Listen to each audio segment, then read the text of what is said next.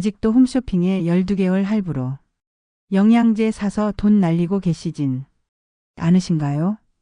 TV 건강 프로그램에서 혈관에 좋다고 방송하면 바로 홈쇼핑 채널에서 똑같은 제품 나와서 팔고 나한테 맞지도 않은 영양제, 관절에 좋다고 사고 또 방송에서 좋은 게 나오면 또 사고 안 맞으면 먹다 버리고 아주 폐가 망신 카드값으로 홈쇼핑 배불리고 있진 않으신가요? 이번에 영양제 제대로 알고 현명한 소비하는 시니어 되시길 바랍니다. 안녕하세요. 건강응애라 구독자 여러분. 요즘 약국 가시면 영양제 정말 종류가 많죠. 비타민, 오메가3, 칼슘, 유산균. 어떤 걸 먹어야 할지 헷갈리시죠? TV 광고 보면 이거 하나면 다 해결. 이렇게 나오는데 막상 먹어보면 효과가 있는 건지 없는 건지 잘 모르겠고요. 더 걱정되는 건 혹시 이게 내 몸에 안 좋은 건 아닐까 하는 불안감이실 겁니다. 더 충격적인 건 오히려 먹어서 해가 되는 양양제에 대한 이야기를 해볼까 합니다. 여러분이 지금까지 몸에 좋고 꼭 필요한다고 드셨던 영양제들 하나하나 쉽게 풀어서 설명드리고 어떻게 드시면 안전하고 효과적인지 함께 알아보겠습니다. 이 영상은 생활 건강정보 제공 목적이며 증상이 있으시면 반드시 전문의 상담을 받으시기 바랍니다. 비타민 E 드시는 분 많으시죠? 항산화 효과가 있다, 노화를 막아준다 이런 말 들어보셨을 겁니다. 실제로 비타민 E는 우리 몸에 꼭 필요한 영양소입니다. 세포를 보호하고 면역력을 유지하는 데 도움을 주죠. 그런데 여기서 중요한 포인트가 있습니다. 1990년대 중반 미국과 유럽에서 대규모 연구가 진행됐습니다. 수만 명이 참여한 이 연구에서 놀라운 결과가 나왔죠. 고용량 비타민 E를 장기간 복용한 그룹에서 오히려 출혈성 뇌졸중 위험이 증가했다는 겁니다. 2005년 존스 홉킨스 의대 연구팀의 메타 분석에 따르면 하루 400 IU 이상의 고용량 비타민 E는 사망률을 높일 수 있다는 결과가 나왔습니다. 마포에 사시는 방영수 어르신 72세이신데요. 건강에 관심이 많으셔서 비타민 E를 하루 2알씩 드셨어요. 그러던 어느 날 가벼운 낙상 사고가 있었는데 멍이 크게 들고 출혈이 잘 멈추지 않았습니다. 병원에서 혈액 검사를 해보니 비타민 E의 혈액 희석 작용 때문이었다는 거죠. 다행히 복용량을 조절하고 나서는 괜찮아지셨습니다. 그럼 어떻게 해야 할까요? 첫째, 음식으로 먹는 게 가장 안전합니다. 아몬드, 해바라기 씨 한 줌, 시금치, 브로콜리 같은 녹색 채소, 올리브유로 요리하기. 이런 방법들이 좋습니다. 둘째, 영양제로 드신다면 하루 200 IU 이하로 제한하시고 혈액 희석제, 아스피린 같은 거 드시는 분들은 의사와 상담 필수입니다. 그리고 수술 2주 전에는 꼭 중단하셔야 합니다. 다음은 베타카로틴입니다. 당근의 영양소인데 알약으로는 어떨까요? 베타카로틴은 당근, 고구마에 많이 들어있는 영양소죠. 우리 몸에서 비타민 O로 변환됩니다. 그런데 여기 충격적인 연구 결과가 있습니다.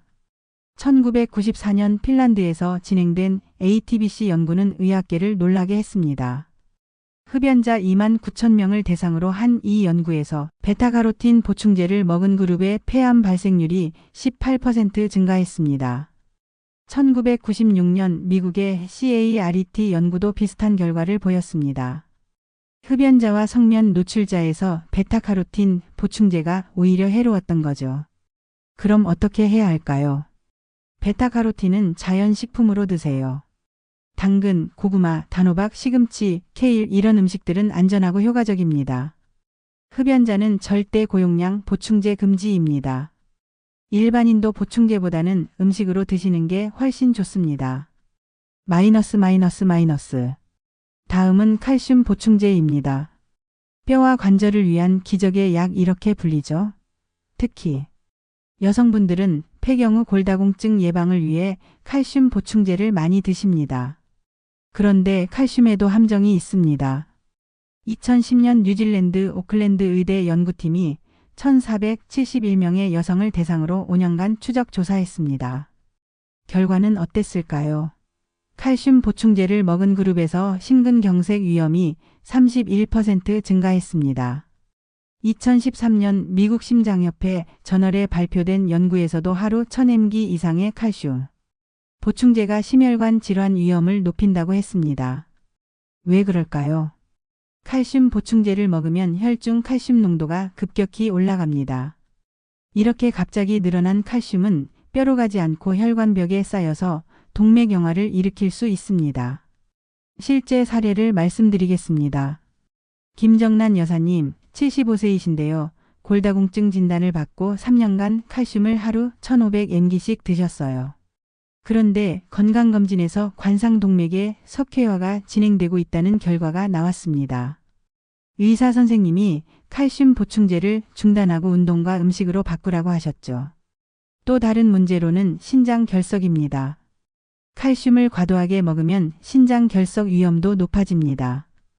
2014년 하버드 의대 연구에 따르면 칼슘 보충제를 먹는 사람이 음식으로 칼슘을 섭취하는 사람보다 신장 결석 위험이 20% 더 높았습니다. 그럼 올바른 방법은 뭘까요? 첫째, 음식으로 먹는 칼슘이 좋습니다. 멸치, 뱅어포 같은 작은 생선, 두부, 된장 같은 콩 제품, 우유, 요거트 같은 유제품, 케일, 브로콜리 같은 녹색 채소. 이런 음식들로 드시면 됩니다. 둘째, 비타민 D와 함께 드세요.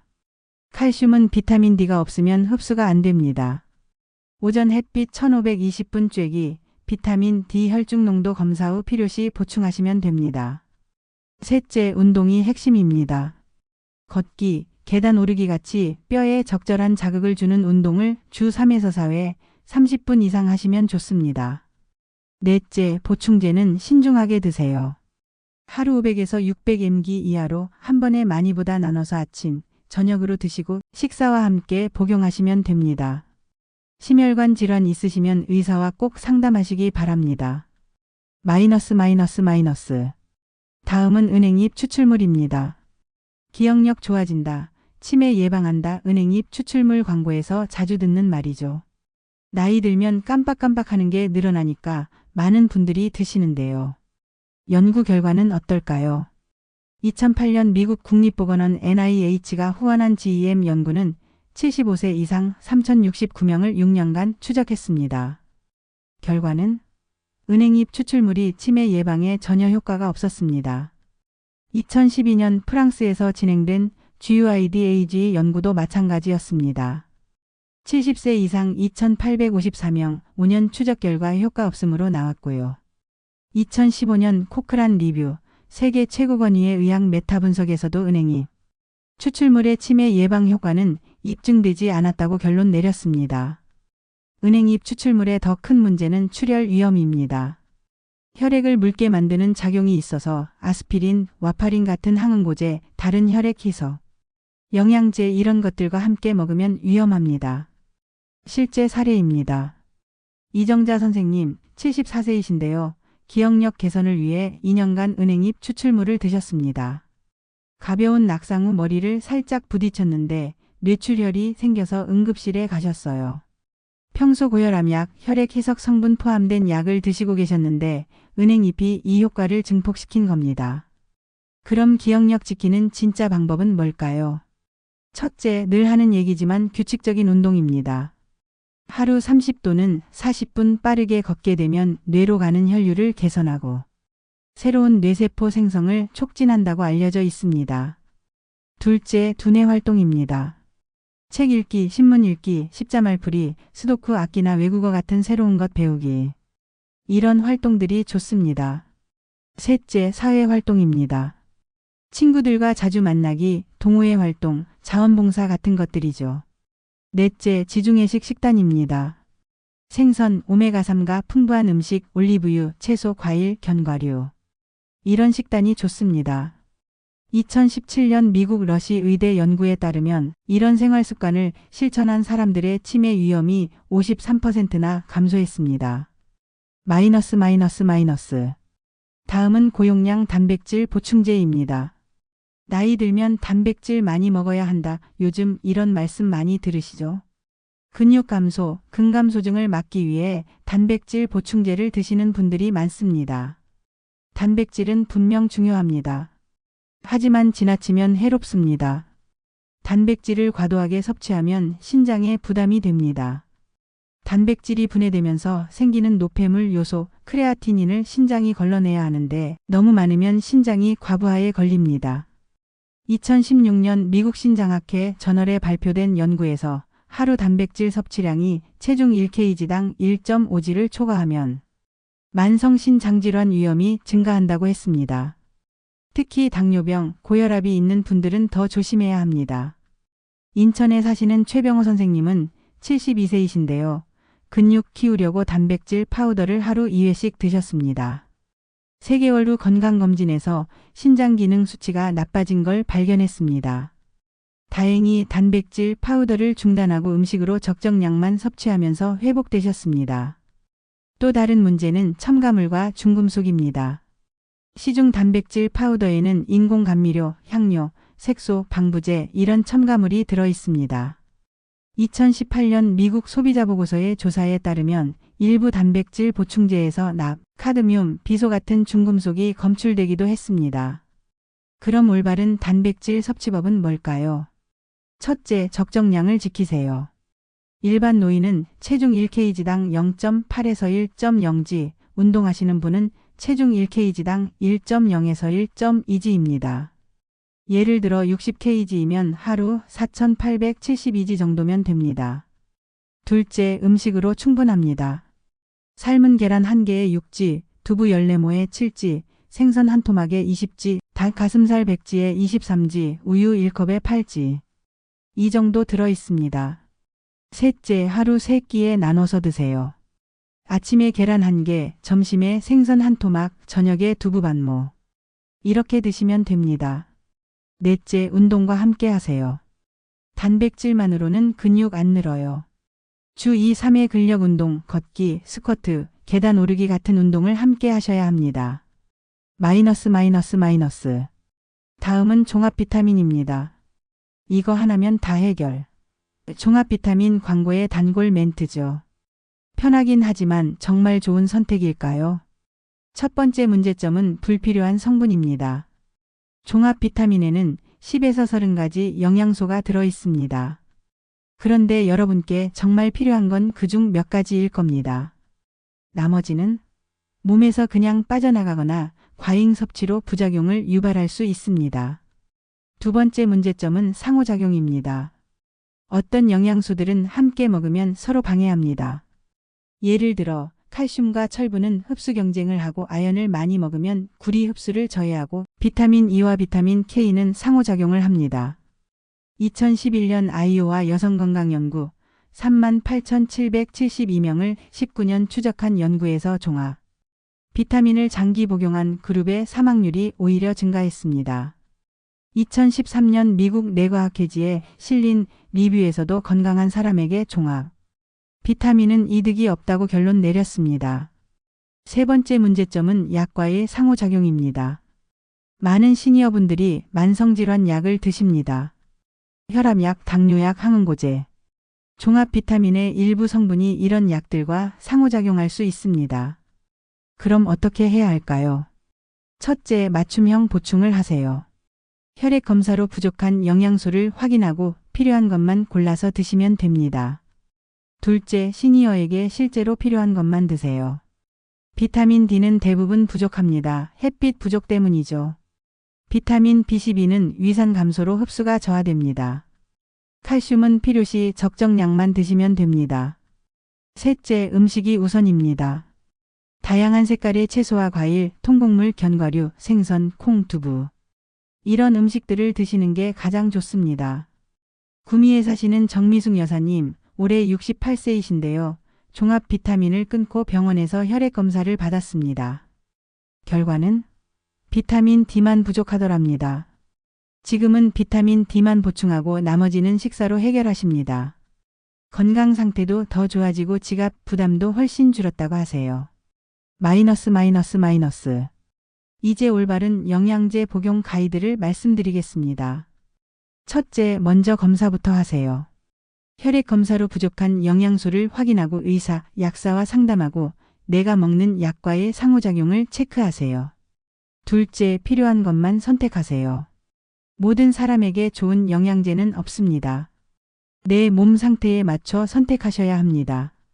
셋째, 적정 용량을 지키세요. 많이 먹는다고 좋은 게 아닙니다. 권장량의 100에서 200% 수준이 적당합니다. 넷째, 복용 방법을 지키세요. 지용성 비타민 A, D, E, K는 식사 후에 드시고 수용성 비타민 B, C는 식전 식후 상관없습니다. 칼슘은 소량씩 나눠서, 철분은 공복에 드시되 차나 커피와는 시간 간격을 두세요. 다섯째, 주기적으로 재평가하세요. 3에서 6개월마다 효과를 확인하고 계속 필요한지 점검하고 몸 상태 변화를 체크하세요. 여러분, 오늘 긴 시간 함께 해주셔서 감사합니다. 오늘 영상에서 말씀드린 핵심을 정리하면, 첫째, 영양제는 보충제입니다. 음식을 대체할 수 없어요. 균형 잡힌 식사가 우선입니다. 둘째, 많이 먹는다고 좋은 게 아닙니다. 고용량은 오히려 해로울 수 있어요. 적정량을 지키세요. 셋째, 내 몸에 맞는 것만 드세요. 광고에 현혹되지 마세요. 검사 후 필요한 것만 선택하세요. 넷째, 자연식품이 최고입니다. 채소, 과일, 통곡물, 생선, 콩, 견과류. 이게 진짜 영양제예요. 다섯째, 전문가와 상담하세요. 의사, 약사와 상의하시고 특히 만성질환 약 드시는 분들은 꼭 상담하시기 바랍니다. 건강한 노년을 위한 진짜 비법은 뭘까요? 영양제보다 더 중요한 것들이 있습니다. 매일 30분 걷기, 친구들과 자주 만나기, 규칙적인 식사, 충분한 수면, 스트레스 관리, 정기 건강검진. 이것들이야말로 돈 안 드는 최고의 영양제입니다. 중요한 당부 말씀드립니다. 오늘 영상은 일반적인 건강정보 제공 목적입니다. 여러분 한 분 한 분의 건강 상태는 모두 다릅니다. 증상이 있으시면 반드시 병원 가세요. 영양제 시작하기 전에 의사와 상담하세요. 먹던 약을 임의로 끊지 마세요. 여러분의 건강은 광고가 아닌 전문가와 함께 지켜가는 겁니다.